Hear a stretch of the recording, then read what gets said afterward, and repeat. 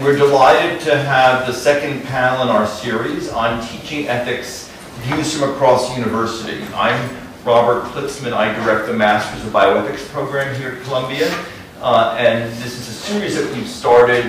Many of us have been interested in creating a new university-wide Center for Ethics. And some of you may know that last semester we had a panel with Bill Simon from the law school, Ken Prager from the medical school, Gary Dorian from Union Theological Seminary, and Michelle Moody Adams from the Department of Philosophy to talk about what they each do when they teach ethics in their respective schools. All of them teach ethics in their schools.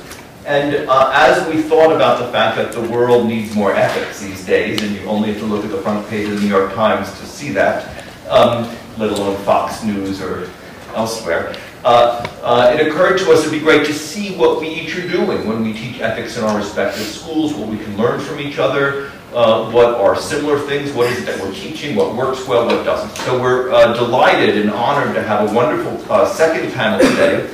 We have David Johnston from the Department of Political Science, who works in political theory. We have Alissa, sorry, who teaches ethics in the journalism school. We have Bruce Kogut, who teaches ethics in the business school and is the director of the Bernstein Center for Ethics, and Alan Mittleman from Jewish Theological Seminary. We are hoping to show a few slides, if our computer works, but I thought in the interest of time we'd go ahead and maybe wait till the thing comes up. So, maybe I'll start with this. Okay. Yeah. Okay. I'll make this first. Okay. So, should we just go down the line? Is that, David, you want to start? And what's it? I'm indifferent. Okay. I'm happy to start. Okay, so we'll go down the line, and when the computer cooperates, Bruce will comment as well. So again, thank you very much, and please sign if you haven't, and please help yourself to refreshments at any point. So yeah, thanks to those of you who got here when you could be off Sunday or something, using your time a little better. So I think the question, we were sent a few questions. I don't remember exactly what the questions were, but I remember the general theme was about how you teach ethics, when you teach ethics. So the thing I thought I'd talk about for a few minutes, we're asked to talk for maybe 10 minutes. I don't think I'll be longer than that and stuff like that. I made a few notes about this. The thing that occurred to me is to talk just a little bit about what it is we mean when we talk about teaching ethics. What are we actually talking about? In particular, what sorts of knowledge are we talking about when we talk about teaching ethics? When we talk about teaching, we're usually talking about, in some sense, transmitting some sort of knowledge. So prior question is sort of what sort of knowledge are we talking about? And what kinds of learning are we talking about? So what kind of knowledge are we thinking about transmitting? What kind of learning are we thinking or hoping will take place? And I just want to say a few words about that. And I'm going to be extremely simplistic about what I say, just for the sake of clarity. The whole subject is pretty complicated, but so don't take my simplicity about this to be an indication of my mental state, as if I can only think simplistically. I realize it's much more complicated. But for clarity, for discussion purposes, I think it might be useful to do it this way. So I think that, being very simple, teaching ethics may mean one of two things, at least, two very different sorts of things. I'm treating these things as sort of ideal types, as it were. It may mean transmitting, or imparting, or instilling, or whatever substitute word we want to use, transmitting, imparting, or instilling ethical conduct. So that's one thing teaching ethics might mean. Conveying from teacher to student, or in some more complex way, a sense of ethical conduct or a capability for ethical conduct, capacity for it, an ability to engage in it. That's one thing it may mean. Or teaching ethics may mean calling attention to and exploring ethical dilemmas, which is a different sort of thing. At least it's related, but it's a different sort of thing from teaching ethical conduct or transmitting capability to engage in ethical conduct. I think each of these two ways of teaching ethics, as we might call it under a broad umbrella, involves assumptions about what we know and about ways of knowing. So when we think about transmitting, imparting, or instilling ethical conduct, I think on the whole, we're presupposing first that we know what ethical conduct is. So in teaching ethical conduct, if we think we're teaching that, I think, usually on the premise that we have some sense of what it is. In the way that if we're teaching, let's say, a sport, teaching someone to learn to play a game, like tennis, the sport that I spent most of my youth playing. If we think we're teaching tennis, as I did a lot in my later youth and early adulthood, we think we know how to do it, and we think we can transmit an understanding of how to engage in that conduct to another. So the premise, I think the premise generally is that we know what ethical conduct is.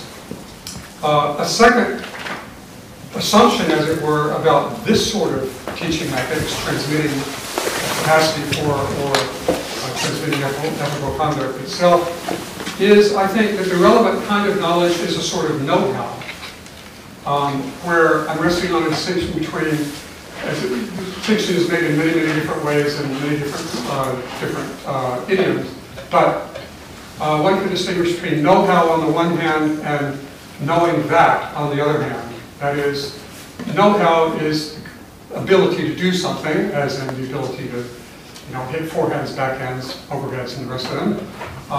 That's not particularly articulate knowledge. One can articulate it, one can describe it, but one doesn't usually teach it simply by describing it. You actually teach it in other ways than by describing it. That's a form of know-how.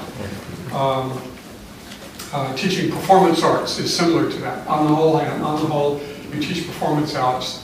What you're teaching is a kind of know-how. You're not teaching so much an explicit articulated knowledge that's put down in words or symbolic representations, but you're teaching an art of how to do something, how to conduct yourself in a certain way.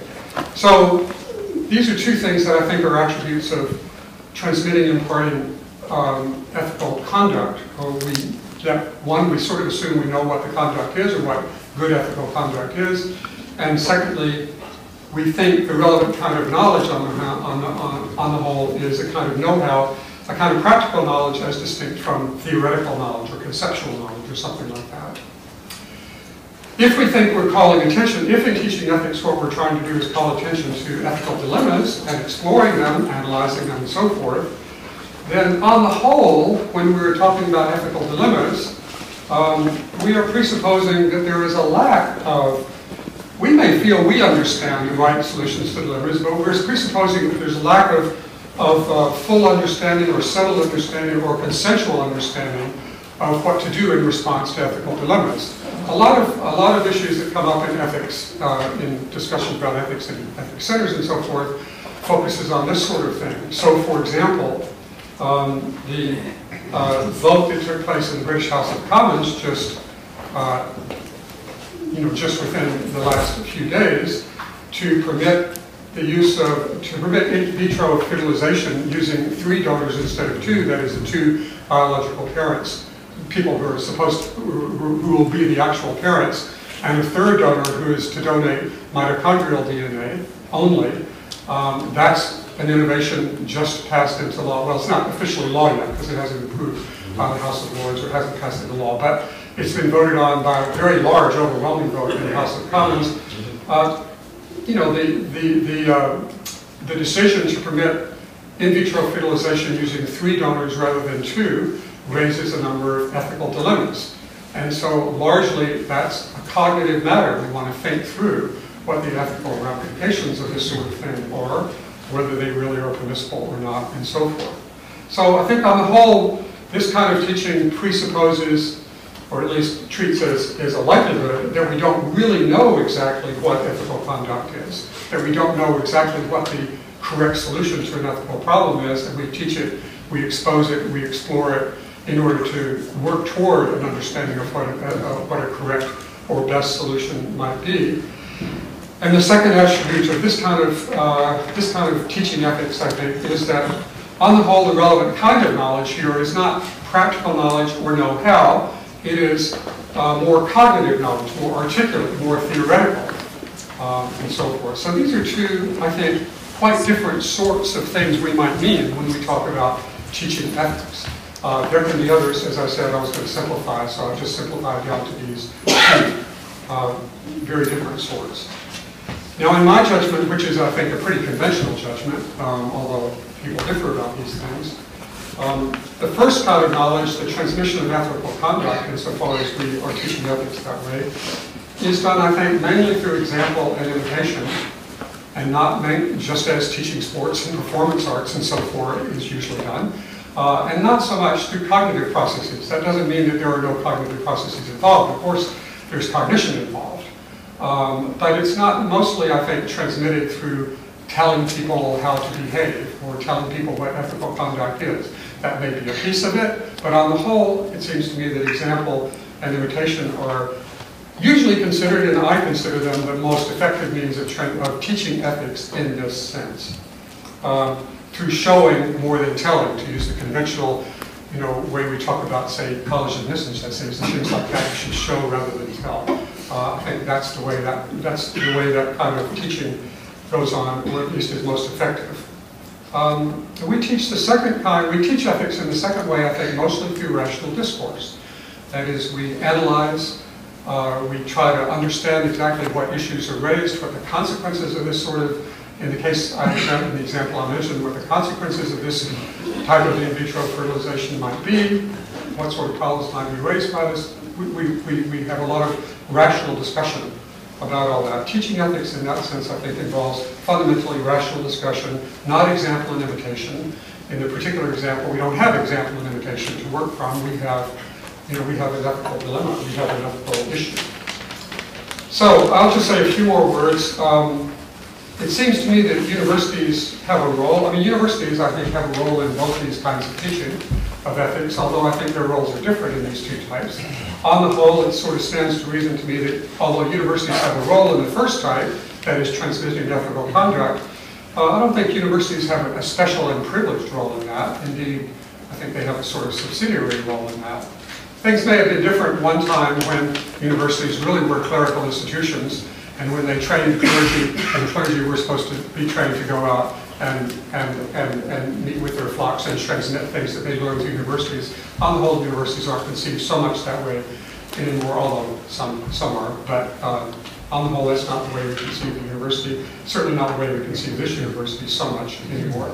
So I think universities have a role in this kind of transmission or this kind of teaching, but it's not, I think, an obviously special or privileged role. There are all kinds of other fora, which include religious institutions and families and all sorts of other things that have at least as important a role as universities do, perhaps more important role in that sort of thing. I'd say universities do have a special, I don't say unique, but certainly a sort of special role in relation to the second sort of teaching ethics. That is teaching about thinking through ethical dilemmas. Since universities, as we conceive them these days for the most part, are places in which we engage in rational discussion and confront new problems and try to find new solutions to them, mostly through quite highly intellectual means. So it seems to me that universities, at least as we conceive them in this last century or so, have not a unique role, but a fairly special role.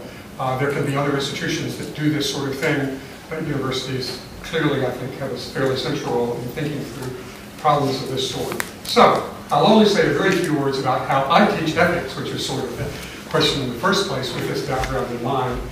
And I'll draw on how I teach ethics in one particular course, which is my undergraduate lecture course on justice, which is a fairly large course for undergraduates in this university. That course is devoted largely to calling attention to and exploring ethical dilemmas. And I'll just mention a few themes that come up in that course over and over again that say, here I'm mostly teaching ethics in the second sense, although of course I'm also trying to teach ethics in the first sense. That is to say, I do present myself in a certain way in the classroom, I do recognize students in a certain way, I do treat students fairly and equally with one another, and as colleagues in learning and so forth. All of that, to me, is a matter of teaching ethics in the first sense. I don't particularly call attention to that. I simply, by example, try to teach ethics in that way. But the course itself, as far as subject matter and content is concerned, is also about teaching ethics. And just a few of the themes that I try to call attention to. Remember, this is for undergraduate students. Some of these are 17 or 18 years old, some are 21 or 22. You know, some are a little older than that, but most of them are pretty young people. I try to alert them to the distinction between various different approaches to thinking about ethics. Two big approaches in modern, traditions of moral philosophy are customarily called the deontological approach and the consequentialist approach. Deontological approaches associated especially with Immanuel Kant. Consequentialist approaches are associated with Jeremy Bentham and the utilitarian tradition, and so forth. These are very different ways of thinking about justice. Deontological or rights-based approaches, actually in the course I mostly use the word rights-based because the students understand that a little bit better than the word deontology, which is kind of a weird word anyway, etymologically, so I won't talk about now. These two different traditions are the most prevalent, I think, in moral thinking in the last century or so, perhaps 2 centuries. They're not the only ones around, but among other things, and here's sort of a second theme or a subordinate theme related to that one, these two traditions conceive of persons in very different ways. Persons in the relevant sense, that is, persons are conceived, as we might say, normatively in 2 different ways. The deontological or rights-based tradition, or Kant himself, thinks of persons fundamentally as free and responsible agents. That's the way Kant and the deontological or rights-based tradition, on the whole, thinks of persons. The relevant feature of persons, from this point of view, from this ethical point of view, is their capacity to be free and responsible agents. From a consequentialist view, or at least a utilitarian point of view, the largest constituent of consequentialism, that is not really the relevant characteristic of human beings, or of beings at all. The most relevant characteristic of creatures from a consequentialist point of view is that they are sentient beings, that they have experiences of pleasure and pain, happinesses and unhappiness, that they feel things, that they have that kind of experience. And so what really ultimately counts is the balance, at least in utilitarianism, between happiness and unhappiness, or pleasure and pain, over the course of a lifetime, and so on. I'll stop because I think I actually have exceeded my 10 minutes by slightly. Anyway, those are some of the themes I talk about in teaching the second branch, the more cognitive, explicit, and so forth.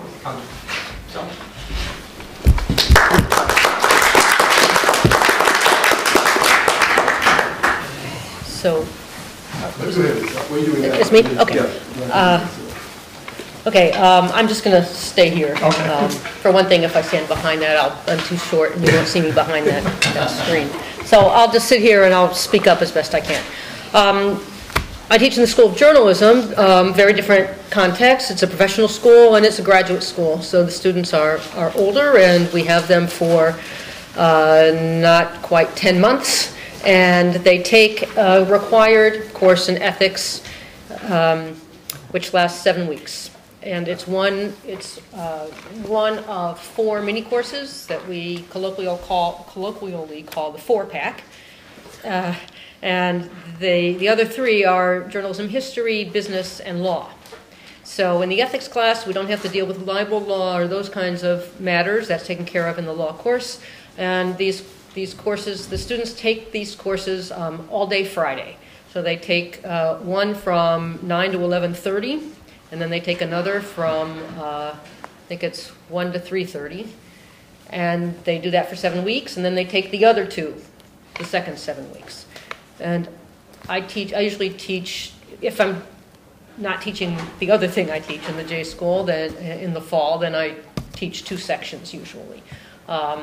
And sometimes I have other duties in the fall, which all is to say that there are 3 other regular professors who teach ethics in the journalism school, and their approaches may be somewhat or even wildly different from mine, so I'm speaking only for my own sections today. I'd say what we do what I do certainly, and I think all of us do in the J School, is some hybrid between these 2 kinds of approaches to teaching ethics. I'd say we don't transmit the conduct exactly, but maybe try to transmit the capacity for an inclination toward ethical conduct, largely through rational discourse and analysis of examples, and through, of course, our own modeling and through the experience of students themselves engaging in arguing through particular dilemmas and case studies. And I'll talk more about that in a moment.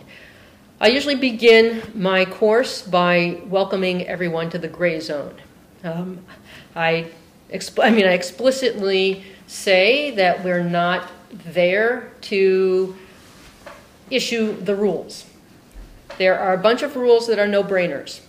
And in fact, students have a lecture somewhere in their first week, which is early August in our case, about some of the basic rules, and they have to sign a pledge saying that they will abide by them, and they understand if they don't abide by them, they will be thrown out.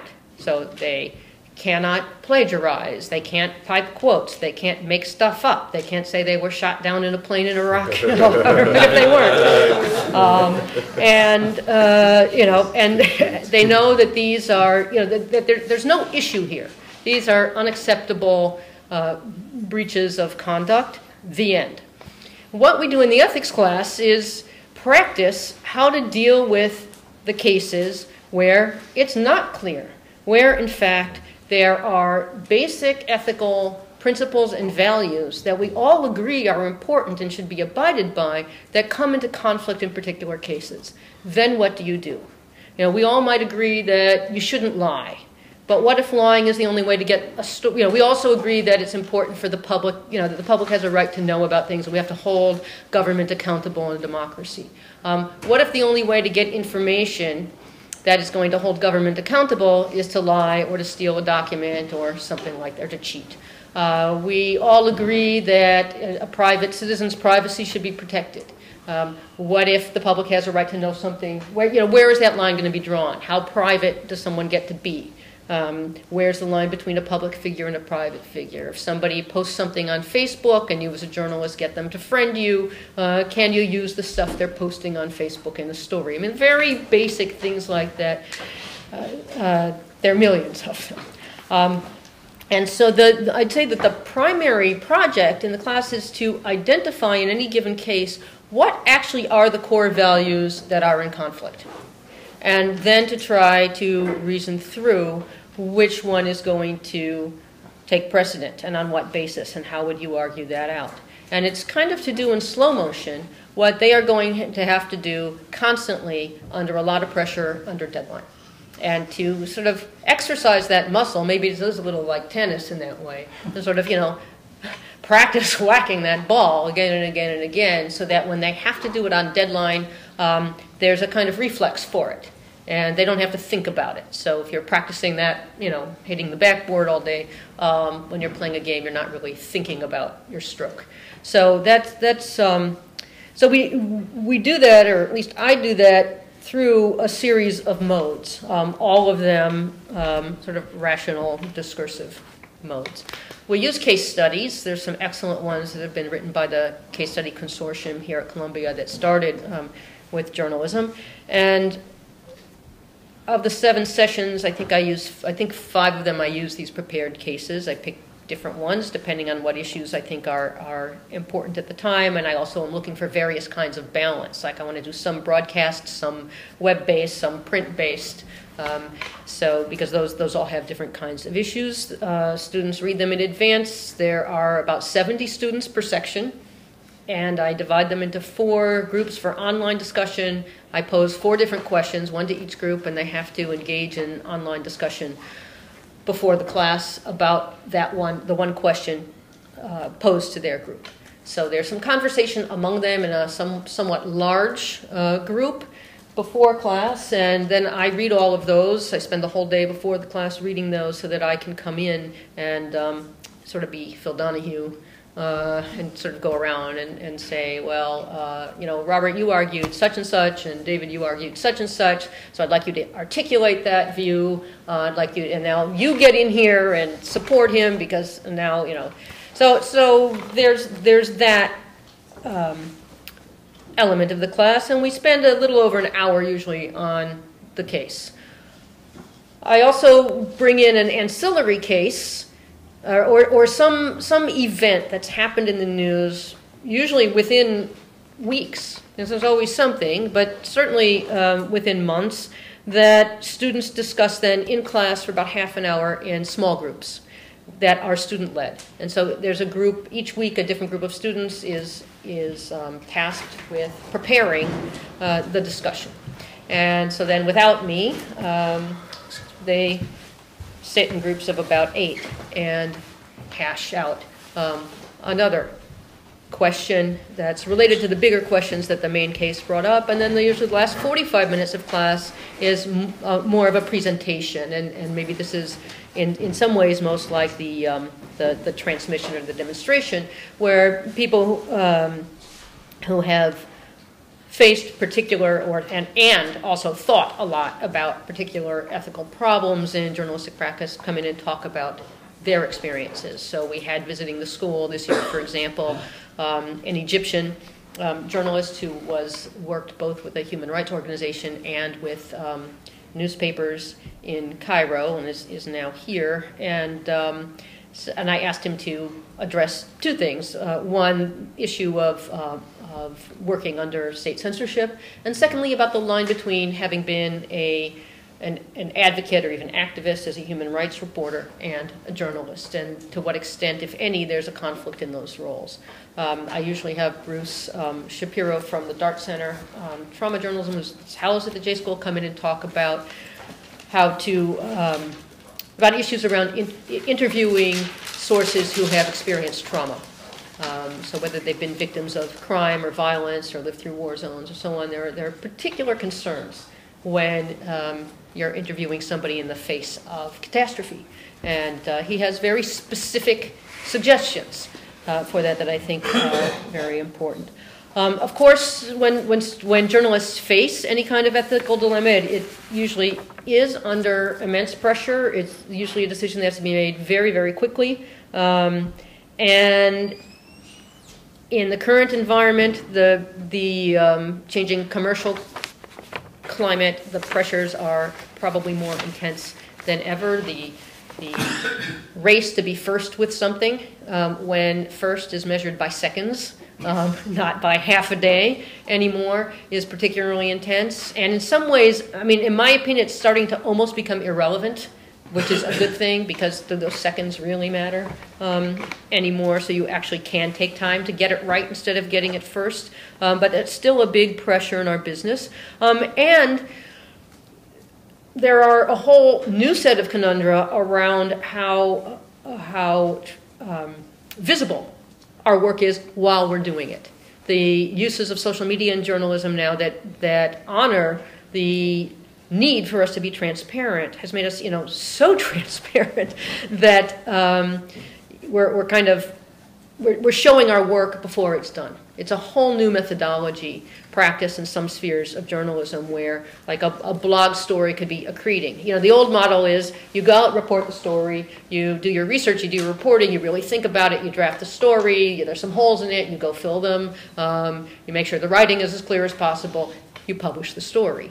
Now there's a model that first one still certainly exists, but now there's also a model where you're working on something and reporting it as it's going, and if things change, you correct it as you go. You're just adding, you're adding online every day. That raises a lot of new questions, and that are raised to an even higher degree by that podcast. I'm blanking on the name of it. Serial. Thanks.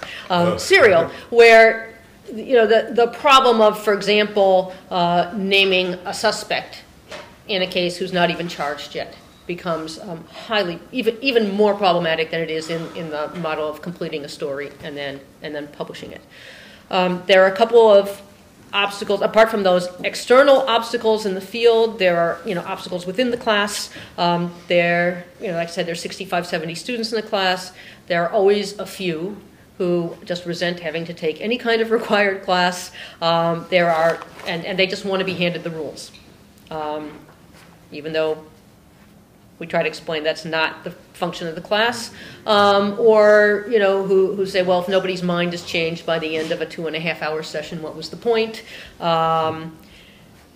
And I would say most of all, who think, well, we're having a nice idealistic conversation in the bubble of the classroom, but when you get out there in the real world, then, all bets are off. But that's, I think, why we use the case method. They come from actual experiences, very much in the real world, that have pressures of publishers and advertisers and deadlines and all the rest. So last thing I'll say is what I give as the final project assignment. I assign students, again in groups, I think it's the same as their online discussion groups, to write an oath. I remind them, or tell them, that when they go to graduation in the spring, they'll hear the medical students recite an oath with their graduation. So if journalists had to recite an oath at graduation, what would that oath be? And they have to write them, and then the last day of class they get up and recite them.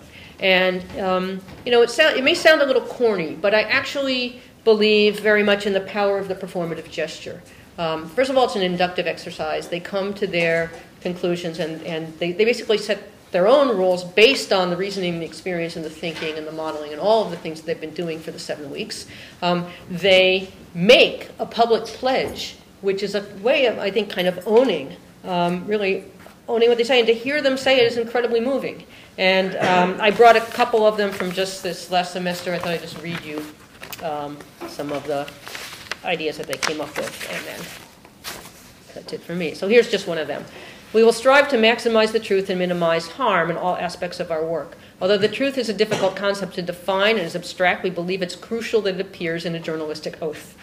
One of the ways to accomplish this is to be as transparent as possible to our sources and to our readers. We will ensure that our work is not inflammatory and benefits the public. As journalists, we must ensure that the story serves the greater good rather than creating needless harm to individuals or communities. All information must be clearly presented to ensure all readers have an understanding of the impact of the otherwise unknown information. We will avoid sensationalizing and avoid inciting a particular reaction. Then they go on to talk about bias. This is one of the other ones. We will verify every piece of information we share with the public. We will weigh the ramifications of an article before publishing. We will ensure our work is not inflammatory. We will remain impartial, etc. And this last one. One of the cornerstones of a democracy is a free press. This is why we will remain independent monitors of powerful institutions and governments. So let's hope they do.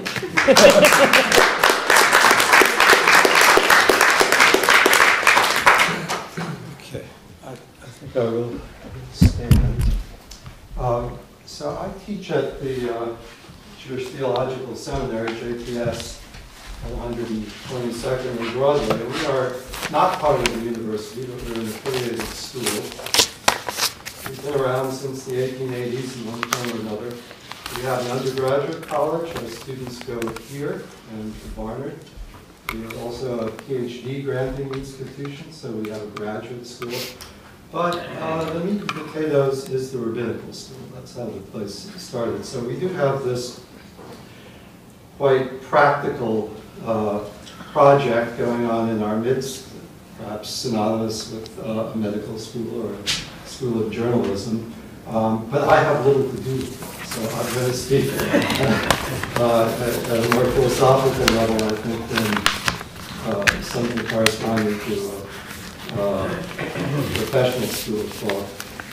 I think a bit like David, when I heard the assignment, I immediately went to a kind of Platonic aporia. It's a deep perplexity. As soon as I see words like teaching ethics, I thought of the first lines of Plato's dialogue with Meno, where Meno approaches Socrates and he says, "Can virtue be taught?" And Socrates answered basically, well, if I knew what virtue was, I could tell you whether it can be taught or not. And they have a dialogue about what is virtue. I think this is relevant to Jewish ethics. I'd like to say a little bit about Jewish ethics and then a little bit about how we teach Jewish ethics.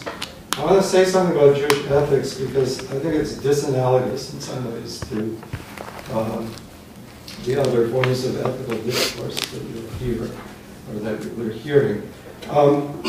It's not at all clear that there is such a thing as Jewish ethics. Not to be cute, but leading contemporary Jewish thinker Michael Visegrad, one of his books says, ethics is the Judaism of the assimilated. Because from his point of view, ethics is some sort of rationalist project with Greek sources that you would abstract from this thick, particular, normatively saturated form of life, classical Judaism. And you kind of take the thin distillate out of that, and you'd be able to talk about it to people at Columbia University. From this point of view, what Judaism is fundamentally a law-based religion. So you have a religion whose phenomenology, its most basic characterization, is as a legal system.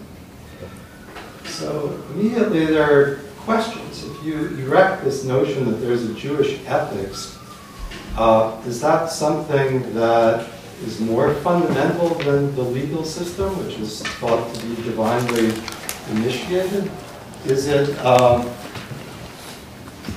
perhaps something added on top of the legal system to help you adjudicate between cases at law?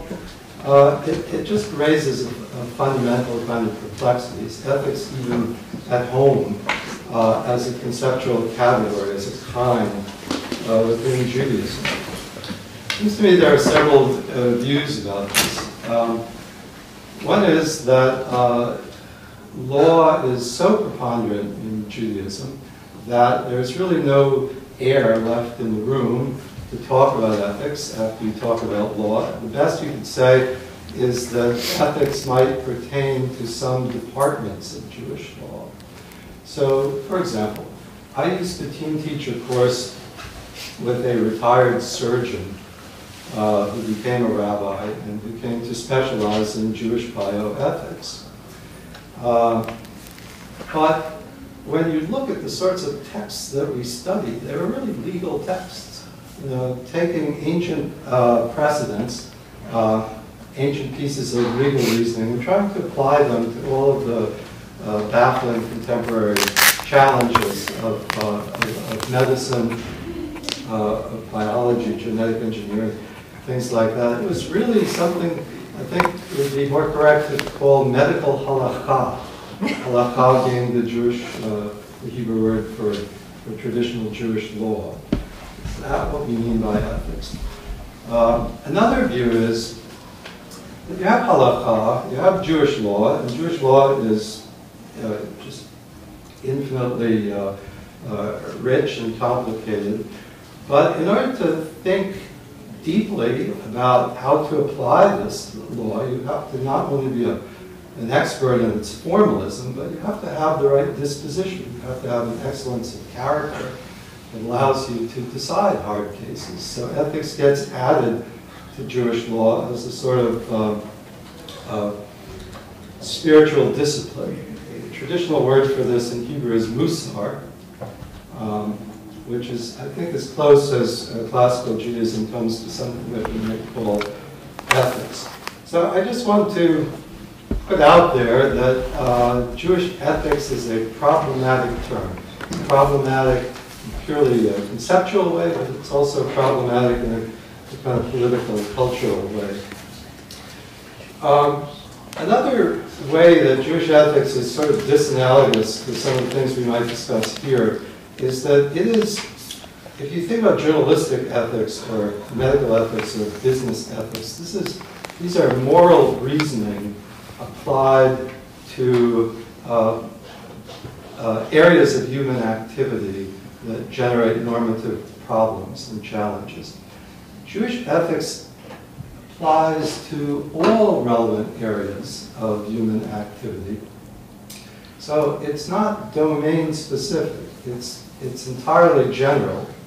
That is, Jewish law covers everything from how to treat your neighbor to how to properly kill a chicken, and possibly how to constitute a proper political regime. So it's different in kind that way. What Jewish ethics is, I would say, is it's moral reasoning within a tradition.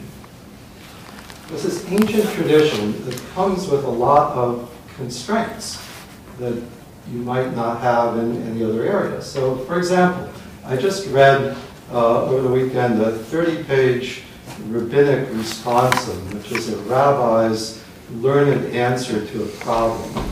The problem that he tried to respond to is genetically modified organisms. What on earth would Judaism have to say about that? You have to work with whatever the tradition gives you that you could use as precedent. So in the Bible, in Leviticus chapter 19, there's a law that says you can't mix different kinds of seeds in your field. You can't yoke two different kinds of animals, like an ox and an ass, together. You can't mate different kinds of animals or encourage them to copulate. All of this is called, oh, and also you can't wear clothing that mixes linen and wool together. So all of these mixtures, what's going on there? It's called kilayim. It's part of the specificity of the tradition, and the Jewish decisor of Jewish law, like my colleague, would work within this tradition, would be constrained by that biblical verse and all of its elaborations and commentaries to try to come up with the notion of hybrids between species, of changing the DNA of the species through engineering. I don't think general ethics has to worry about that. If you're in a tradition like deontology, like Kantianism, okay, you want to be true to the spirit of Kant. You see things through a certain kind of philosophical lens. It's very, very different from working within a tradition in the sense that I'm talking about. Okay, so what do we actually teach over there? I have colleagues who teach courses on Jewish understandings of the environment, on kind of fundamental evaluative, normative approach to the natural world, looking at all of the environmental problems that can get addressed by Jewish law, like the tragedy of the commons, for example, would be a rich topic. I have a colleague who teaches a course in food ethics that runs from everything from humane slaughter and whether Jewish modes of shechita, of slaughter, are humane, to what sustainable agriculture would look like. The biomedical ethics course I already mentioned. So we do have content areas, highly specific subject matters, which colleagues trained in those areas of Jewish law and general relevant literature have put together. And now that we have a new BA and MA program in Jewish ethics at JTS, there's a lot more of this going on. People are sort of coming out of their own silos and we're integrating in interesting ways. I do something very different. My training is in philosophy. I'm not so interested in cases and applications. I'm interested in much bigger, woollier questions like what does human flourishing look like on a Judaic account? What are Jewish understandings of justice? How would justice or human flourishing on a Judaic account differ from a secular liberal account, from a Christian account, from a Buddhist account? So I'm teaching a number of ethics courses. One of them I'll start next year, just approved, is on the topic, is religious belief rational? What does that have to do with ethics? There's a very important 19th century article by William Clifford called The Ethics of Belief. Now, can we morally believe something that we think may not be true, or that we think may be irrational? Can we take Pascal's wager, so to speak? Is that a moral move? I'm teaching a course this semester called Human Nature and Jewish Thought. I'm trying to root out fundamental understandings of personhood filtered through contemporary evolutionary biology, behavioral genetics, cognitive neuroscience, and looking at Judaic accounts and seeing if those ancient accounts have anything to say to some of these modern, very naturalistic, reductionistic accounts. I'm teaching a course currently called God and Ethics, in which we look at whether ethics can be a coherent, rational, self-sufficient operation, or whether ultimately axiology, the study of value, needs some kind of transcendent foundation. So we read Aristotle, and then we read Jewish interpretations of Aristotle from the Middle Ages. We read Kant, and we read Jewish interpretations of Kant from modernity to see how the Jewish tradition and these general traditions in philosophy work with each other, where they conflict, things like that. I think the last thing I want to mention, we were given as one of our tasks to talk about other issues. So my other issue sort of loops back to Socrates and Meno, which is we can teach these subject matters. We can teach to a certain extent, or at least model skills that might constitute proper conduct.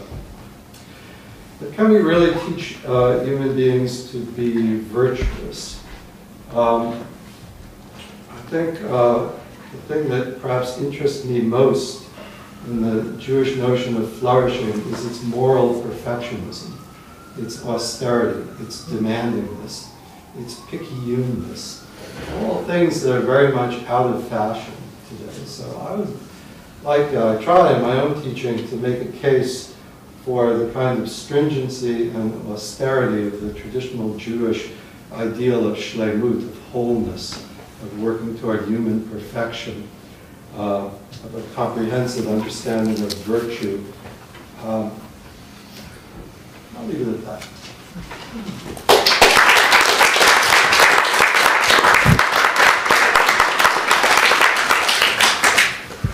My name is Bruce Kogut. I'm at the business school. I'm also in the faculty of sociology. I'm going to talk to you about ethics at the business school. I enjoyed very much what I heard today. I had a chance also one time to teach over at the journalism school, which was a challenging issue. I'll tell you why as we go along. The word business school means a lot to young people as they move on in their lives and they start to worry about earning a living. But usually at the graduate level, many people in the school is something which is opaque, sometimes morally questionable, and in fact is morally dubious in its deeds. I could relax you and tell you there's no reason to have those fears, and point to certain programs which we have done. I'm going to bring up one, for example, we ran a program which I ran on Rothschild funding and social entrepreneurs of the Muslim and Jewish background. We Cambridge University doing the dialogue part, and we did actually the teaching part. But obviously, we still have to solve the Middle East problems there, so there are limits. But I would say that these are things which are spicy dishes, but not really the main course of a business school. So let me give you the direct, the sacred to the raw, if you wish, the raw view of what a business school is about. What one might say, and how teaching actually works in this context, and something about CBS itself. So if you want to say, what is the moral case for a business school?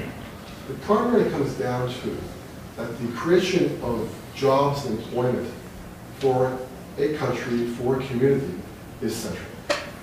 And this is what business does extremely well. You ask what a doctor does well, a doctor cures. What a lawyer does, a lawyer adjudicates difficult problems, hopefully maybe with some outcome of justice as well. For a business school, it creates the engines of economic growth. Karl Marx spoke eloquently to that issue, and he was by and large right in that particular claim. So when we think about problems, moral problems, we often back away from the teaching whether right or wrong, or the virtuous question which came up. We assume that by and large our students, we want to teach undergraduates, might be a little bit different, it wouldn't be too different, I don't think. Most of our students are already adults.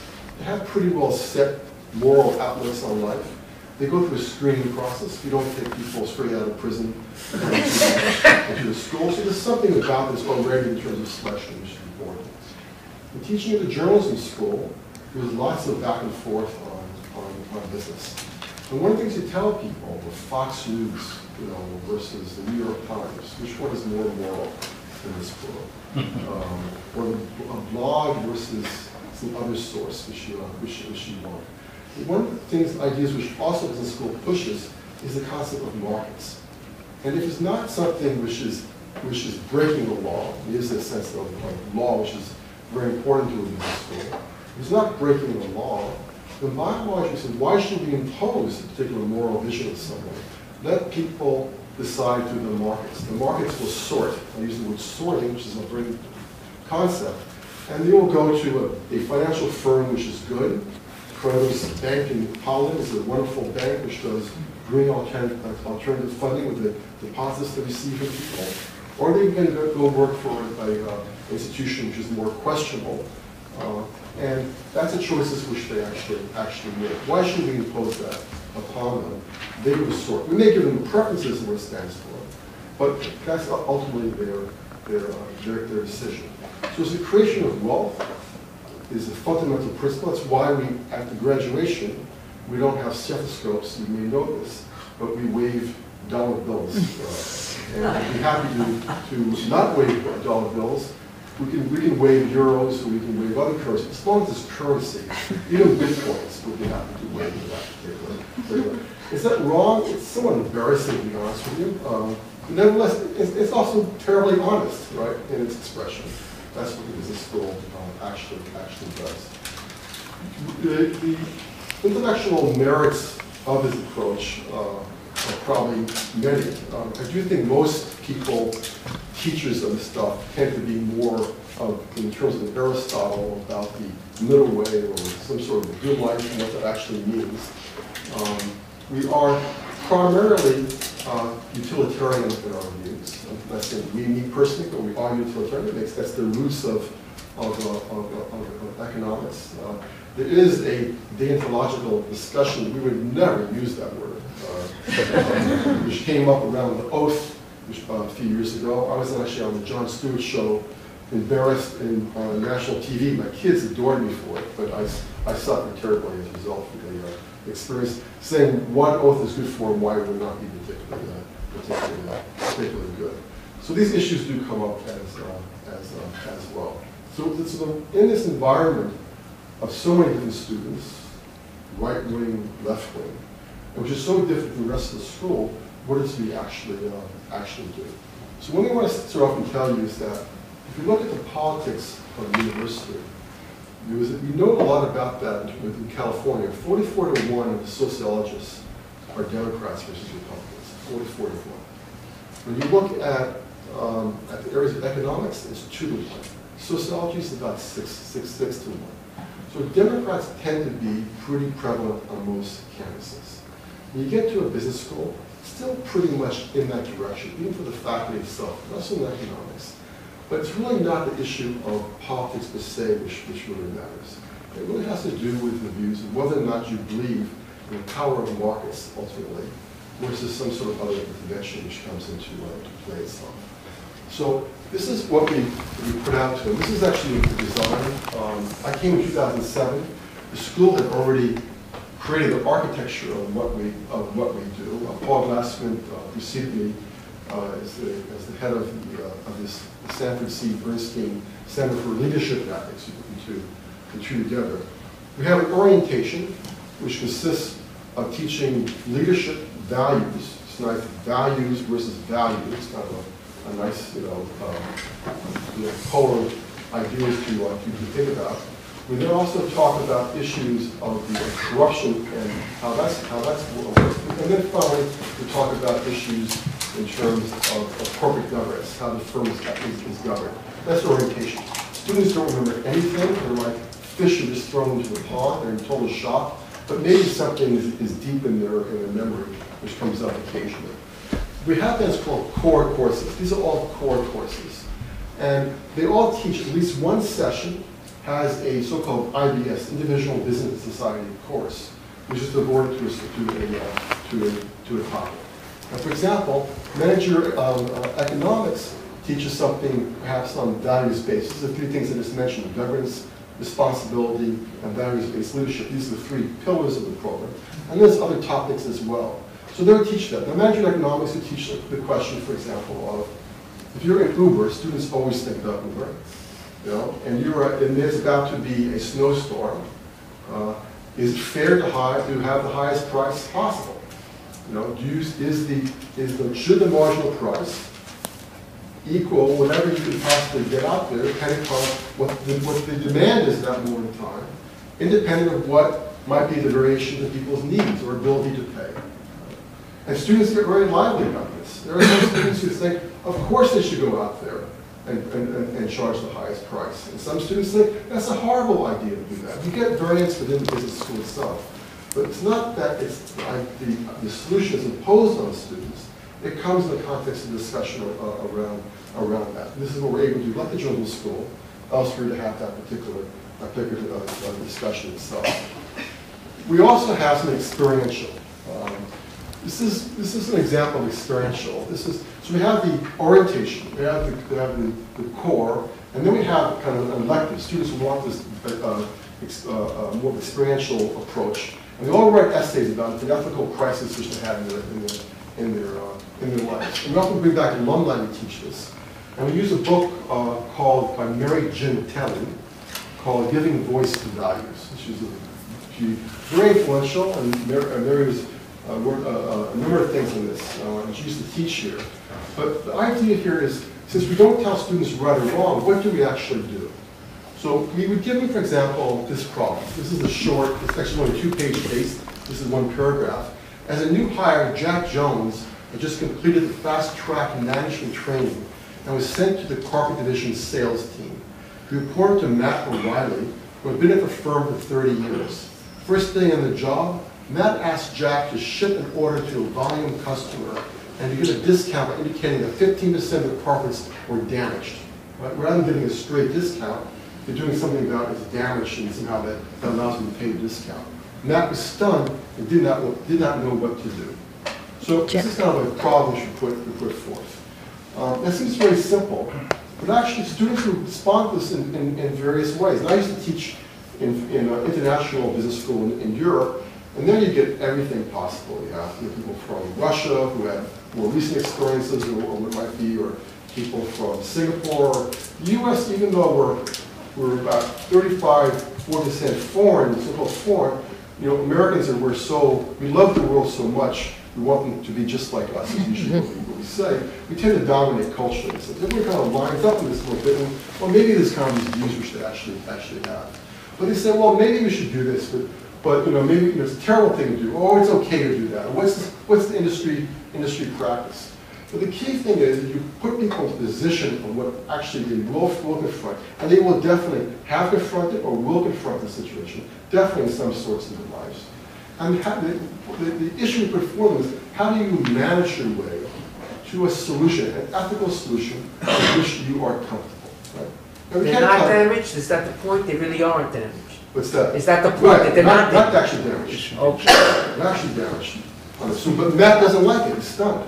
No, Johnston. Jack is Johnston. Yeah. Oh, I'm sorry. Jack was.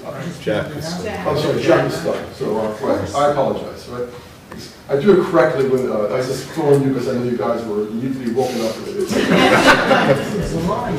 So Jack was so stunned.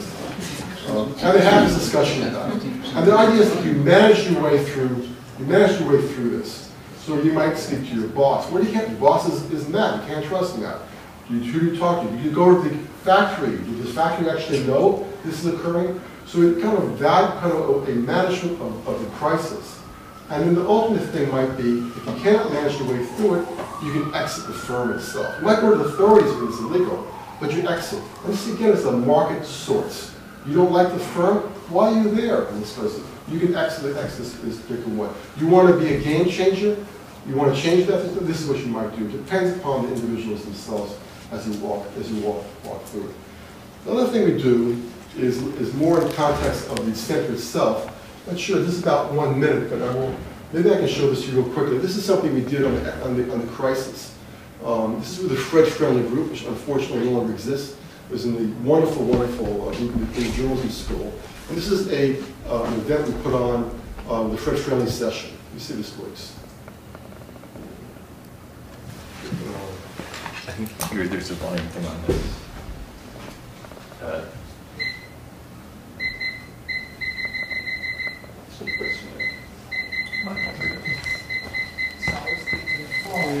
Buyers have to take the responsibility in the financial markets. Financial markets have to work under the assumption that buyers are highly knowledgeable, that they're taking responsibility for themselves, and that they are competing as vigorously as the seller. And to confuse those two roles is to suggest that a defense attorney somehow is going to adjudicate who he's going to represent vigorously or she's going to represent vigorously or not. I mean, I'm not saying that the banks are guilty. Would you feel that way about the spoiled food?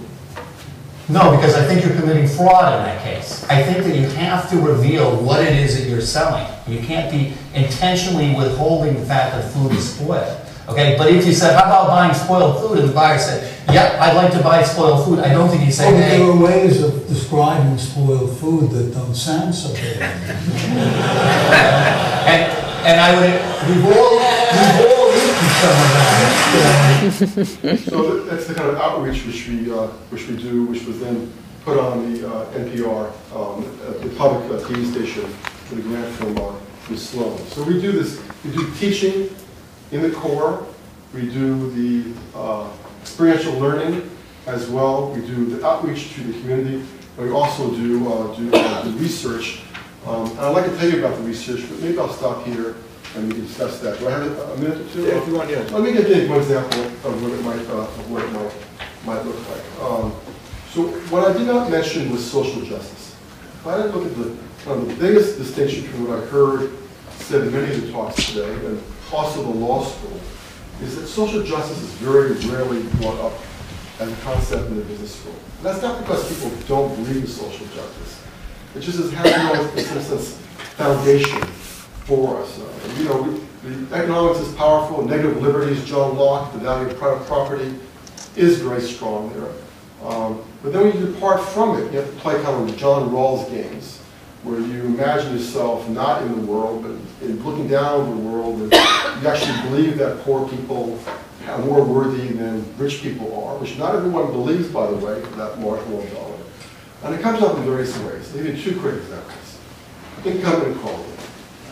You may have read past weekend this case of an income inequality of a divorce, where the man is only paying his wife $1 billion out of the $18 billion he earned. Because he claims he all did it on the value of luck.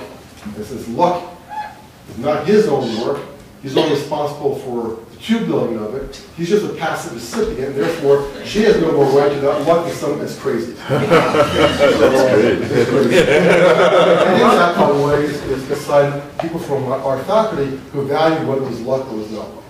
So what is the argument? The argument is, do you think that inequality, which is the top 1%, which has a lot of managers there, is done through hard work and effort, or is done just through luck? Europeans, by the way, tend to think it's luck. Americans tend relatively more to think it's hard work. So you look at the debate about things, very often it breaks down that way in terms of how business schools sees things. That really, if you work hard, we create jobs. And the way you solve unemployment in this world, this is one view, is through job creation. And you see this in the front page of the New York Times, written by a lot of people, prominent in business schools, including CBS, is job creation. Why would you do a transfer to people who are poor? Instead, you actually create jobs. Then there's also the one of social justice in another sense on this. And one of these things, I'm of two minds in this. I'm of two minds in this personally. I walk through that.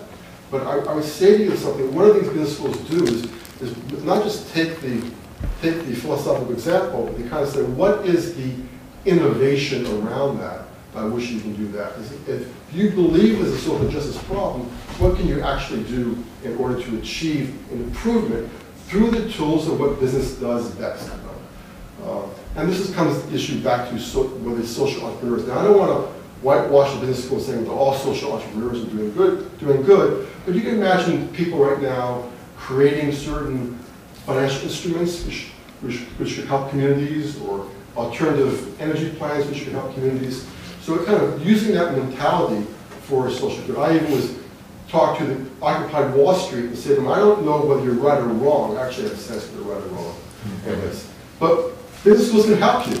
You take a degree, you'll be much better organized if you came to a business school than if you just stay hanging out in the park the whole day. The second example is diversity.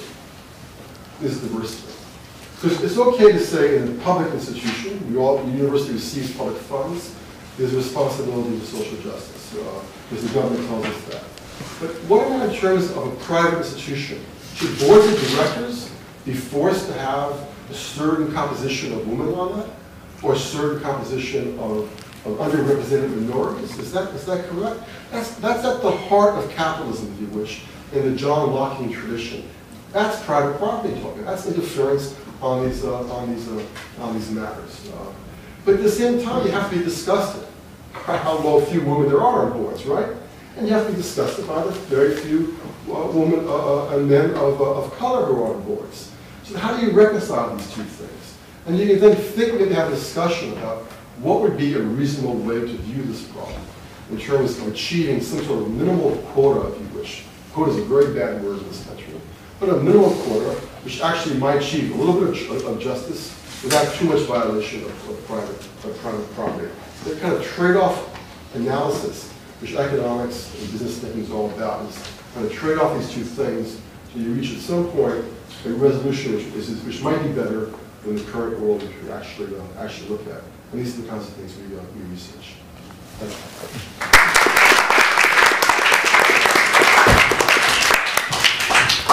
Clearly very interesting and rich discussions and cross-currents. Before I open up to the floor, I just thought I'd see if the panelists want to comment on what each other said, or if they have any reactions to the things that were said they haven't had a chance to comment on.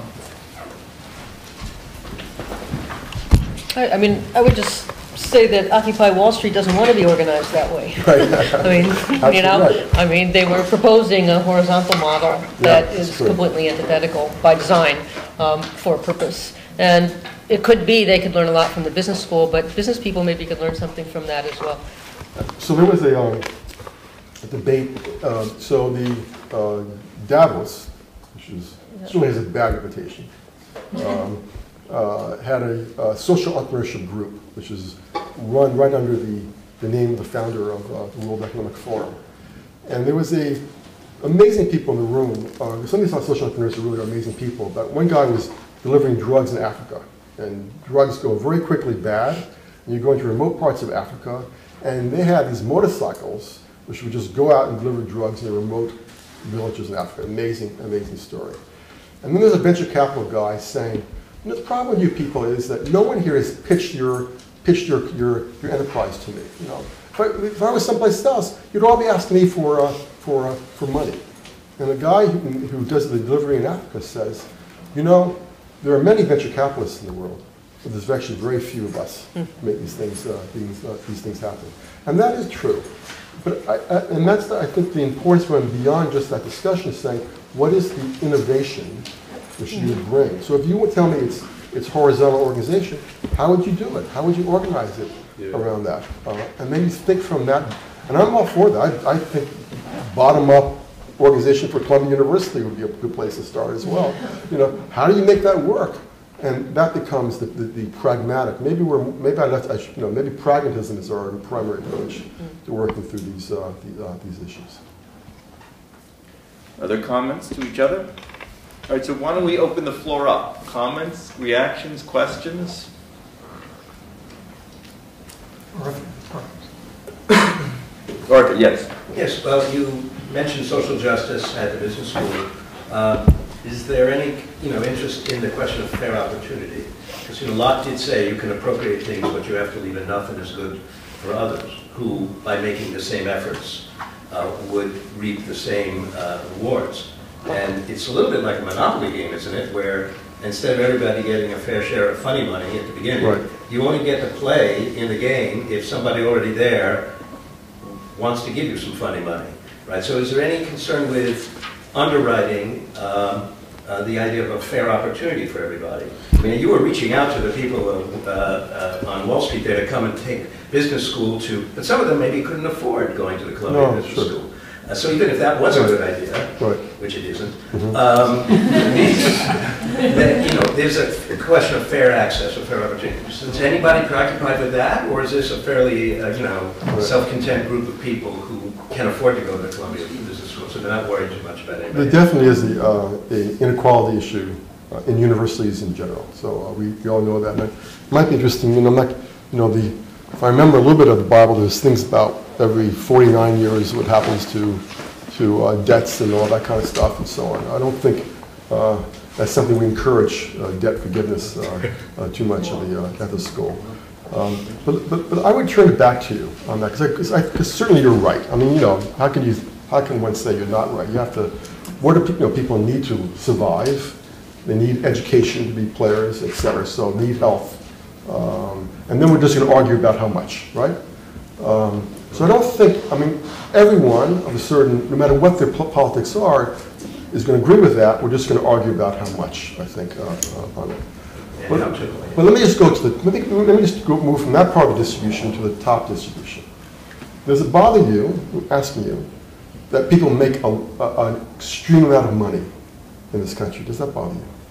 It doesn't bother me if they are in fact contributing something that seems to warrant that reward, but what's been bothersome in recent years is people making a lot of money not running the company very well at all. And when they leave, they get a golden parachute as well. So it begins to look like the French aristocracy just before the French Revolution, according to Tocqueville. Right. The problem was there were all these people that they used to think were doing a job for the commoners, right. And you realize that they weren't. They were just living high on the hog without providing the value. Now you said luck versus work. That's a very important distinction, and a lot of people are down and out because of bad luck. A lot of people are doing well because they had the good luck to inherit money and so forth. Right. And then in between there are people who are working and contributing and so forth. So I can't see how anybody can think it's all one or all the other. And by the way, Locke did say in another essay that those who through their good fortune have more than they need have a duty to share that surplus with those who through bad fortune have less than they need. So even Locke, as an exponent of the importance of private property, had some ideas about inequality and what people should owe to one another, as fellow human beings. Right. But that's the sort of things when we discuss. We call them the working rich. And it's true. If you look at the distribution of the U.S. income, it's different today than it was before. There are more working rich. But that's a great topic out there. But I don't think there's a solution to it. And then maybe you come down to a private ethics, if you wish, or to really appealing to people's own private morality, which does exist in business students. I don't know. I don't think we've ever done a study that the distribution of their moral instincts, native instincts, are any different than in other professional schools. I think it really depends a lot what we teach them. I think we are influenced by us and by each other, which is why these examples are quite important. Yes, Joseph. One of the issues that I have with professional ethics in general, and I sort of got 4 people here, with another 4 people over there. We had a couple of months ago, another 4 people over there. Is that there are these conflicts between the ethics of the different professions, so that we will, we'll really throw a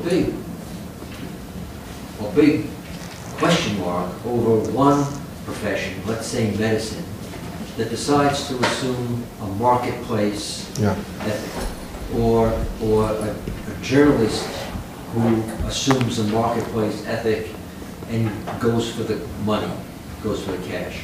Or Right. in some other realm also that some poor guy with a business school degree goes out to occupy Wall Street. He's forgotten where his roots are, but somehow he's using an ethic that he learned in the Jewish Theological Seminary or maybe Union. Yeah. You know, so these are kind of, is there a possibility of there being a unified ethic? Does it come down to the personal ethic that you're talking about, or is there something like that? Just in the interest of diversification, let me first turn this, maybe Alissa, about or anyone about I think the issue of the marketization of certain moral spheres of society or economic life is a big one. I mean, journalism, you know, in the American model, journalism has always been a business, you know, unlike, The Guardian or, you know, BBC that have states. And with the breakdown of the business model, though, in recent years, we're coming up with new models, and they may, and they're creating more room. So the common understanding, you know, always was that there was a thick wall, or a Chinese wall, as it used to be called, between advertising, publishing part of a journalistic enterprise and the editorial division. You know, obviously that has been eroded in particular cases and not as much in other particular cases. Broadcast journalism really changed after the you know, in the Reagan years and the decline of FCC rules, right? When news had been, I don't know this history, chapter, verse, somebody here maybe knows it better than I do, can fill in, but that that broadcast news became part of network offerings that had to compete in ratings in a way that they didn't have to before, and you see an obvious decline in what happens on TV news as a result over the last generation, I'd say. And cable news, of course, opens that up. So from a business perspective, you know, it's, or even from a Occupy Wall Street perspective, and say it's, you know, it's more democratic, there's more access, you can get on cable without a lot of resources, and you know, read the Communist Manifesto all day long if you want. So it has created space where the competition is purely a market-driven competition, and a lot of principles and values have gone down the tubes as a result. Now that we're required to come up with other ways of journalism paying for itself, and we're moving toward independent funding, foundation funding, and other kinds of things. These questions are very much at the forefront, and I think it's creating some more protection in some spheres and a lot less in others. I don't know if that answers your question, but you know, one of the common responses to that is that you prioritize. So what I mean, the part of this that I know best, probably maybe know best, is the medical side. So with physicians, when there's a conflict of business versus a clinical decision, we'll condemn a physician who takes the business decision. They don't want that, you know, this is, so you prioritize. Right. I mean, so will we on principle. Right. It's somewhere, but you know, separating your advertisement out from your news is sort of, it's not the gray area. That's right. I agree. But it's just, you know, but then you see examples, too many examples where that's not the case at all, where, you know, network news, and where, you know, if it bleeds, it leads, et cetera, and it's hypey and crazy. And then, you know, something like Fox, which is not even about being market-driven, it's about being ideologically driven. You know, it has a very specific purpose, and will, you know, flout a lot of principles in order to serve that purpose. So is there a universal set of ethics that apply to all of these fields? You know, I don't know that we could. I'm curious if you and to agree, David, look sort of outside the profession, so to speak. What do you think of that as sort of universalistic ethics versus not? Well, you want to start.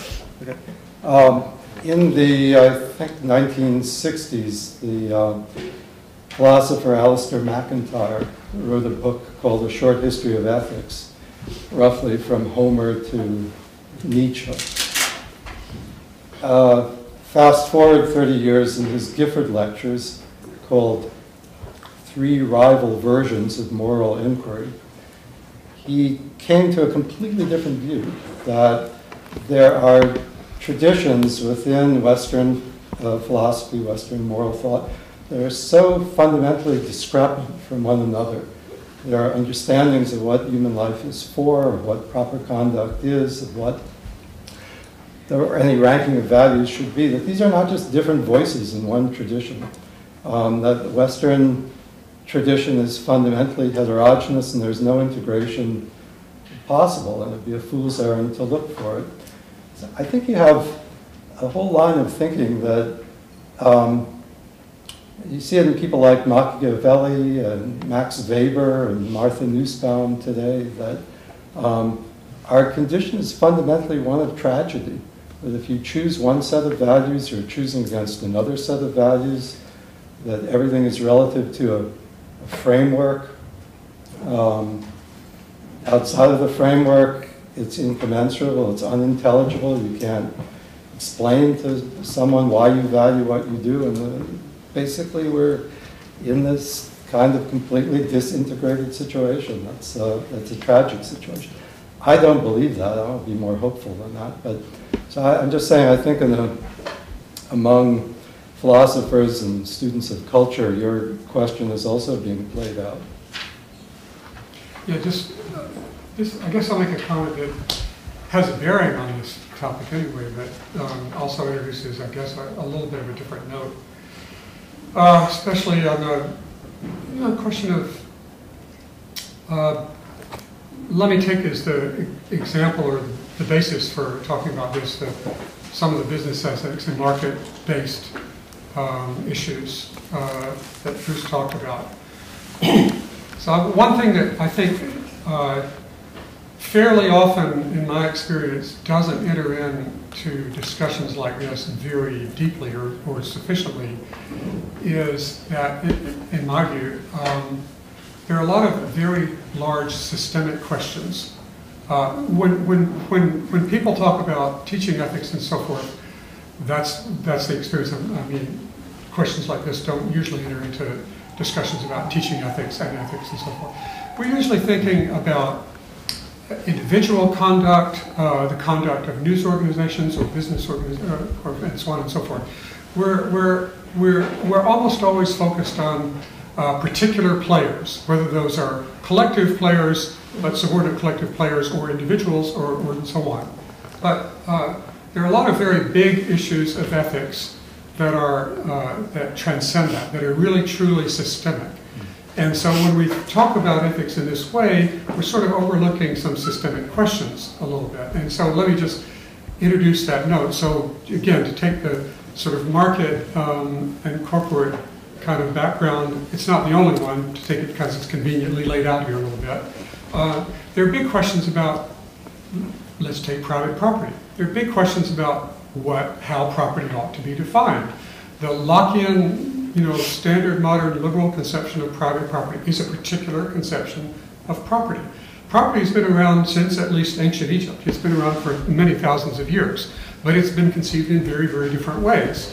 So there is a sort of standard, semi-fictitious legal model of property in which it involves, an entitlement to use a thing, to exclude others from the use of that thing, and to alienate that thing. That's just sort of the standard liberal model.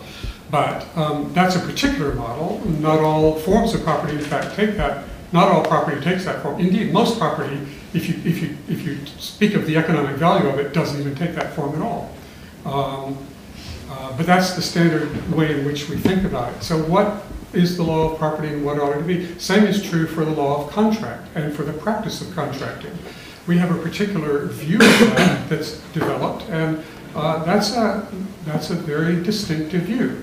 If we look back over a few centuries, it doesn't take looking back all that long, we can see that there's been a lot of play between what I teach in my course on justice, I do sort of a little bit of all this stuff, between the sort of polar different ways in which we conceive about the enforcement of contracts. Should there be, so a large systemic question is, should we basically take a fairly strong freedom of contract view and let parties, contract on whatever terms they want, or to what extent should it be what I call public interest oversight of contracts? New York State, for example, has considerable public interest oversight. That is, we have fairly strong consumer protection laws and so forth and so on. So states in the United States differ about that. And there are a lot of other topics like this. Those are just two examples. And the context in which the particular questions about ethics that we talk about are set is a very large systemic context, which of course nowadays is far beyond national borders, but is especially affected by state laws within the United States, national laws and international conventions, which help define these things for us. And those are all large ethical questions. I'll mention one third example, which is the limited liability joint stock corporation, basically the modern corporation as we know it, but only since the mid to late 19th century. This is an invention. And here I'm going to sort of agree with a thing that Bruce mentioned. I mean, this particular invention is almost certainly really fundamental to prosperity. On the other hand, it has consequences. Limited liability means, at its crudest, that if a corporation, if a corporation causes really serious harm, then the liability of the shareholders of that corporation is limited to their investment in the corporation. They may not, in fact, have to, the corporation might be liquidated, and there might be a lot of net harm, and no one is held responsible. That's the fundamental legal idea of limited liability. The government is going to come and regulate that process for you. If it gets to be too abusive of the social welfare of the society. This is the kind of thing that we expect of professions. We expect of professions some kind of self-regulation. And when they don't do that, then you've got these organizations, national, statewide, citywide, national, international, that will come and start regulating an errant profession. In my mind, that's the thing that creates the gray zones. It both creates the black and white, and it's creating a gray zone. So I should just say, I was told we have the room booked till 6:30. Probably, of course, at 6:10, so we're figuring it out. But in the interest of time, let's just get a few questions in, just in case we do have to leave the room. First, I want to comment before I come to my question. Do you want to introduce yourself, by the way? I'm Konstantin Oedel from... Can't hear you. Konstantin Oedel from Vienna University, Political Science. I think there is a universal ethic, maybe not in this specific way, but more basic, like in the most tradition at least, and cultures, and still in our society based, something like do not kill anybody, or love your next, and care about your family, respect the nature and your parents and stuff like that. And I think from that on we've got a potential to create it for more specific values. I think that's the basic values like religion are sharing and society in general are sharing, so peace and stuff like that. So to come to my question, or you want to comment on this? Okay.